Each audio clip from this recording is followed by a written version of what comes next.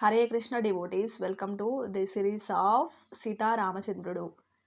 వాలిని చంపడానికి 4వ కారణం. రావణాసురుడు వాలి ఇద్దరు దోస్తులు.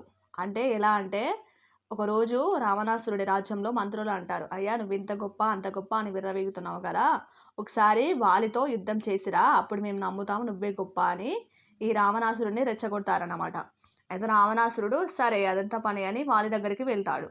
అయితే వాలి అనుష్ఠానం చేసుకుంటూ ఉండగా ఈ రావణాసుడు వెళ్ళి వాళ్ళని డిస్టర్బ్ చేస్తూ ఉంటాడు. అయితే అది గమనించిన వాలి తన తోకతో చుట్టి సముద్రంలో ఇలా ముంచుతాడు. తన అనుష్ఠానం అయిపోయిన తర్వాత తోకని విడుదల చేసి, తోక నుండి రావణాసురుడిని విడుదల చేసి, 10 తల పురుగులు ఎవరు నువ్వు నా వెంట పడుతున్నావని అంటే అప్పుడు రావణాసురుడు భయపడిపోతాడనమాట. అమ్మో వీడితో శత్రుత్వం కంటే దోస్తాన చేయడం బెటరు అని, నీకు ఏ స్త్రీ కనబడినా నువ్వు నాకు అప్పచెప్పాలి, నాకే స్త్రీ కనబడినా నీకు అప్పచెప్తా అని ఇద్దరు ఒప్పందం పెట్టుకుంటారు అనమాట. అయితే ఇక్కడ సుగ్రీవుడి తమ్ముడి భార్యను, సుగ్రీవుడు తమ్ముడు అవుతాడు వాళ్ళకి, ఆయన భార్యని చెడబడతాడు వాలి.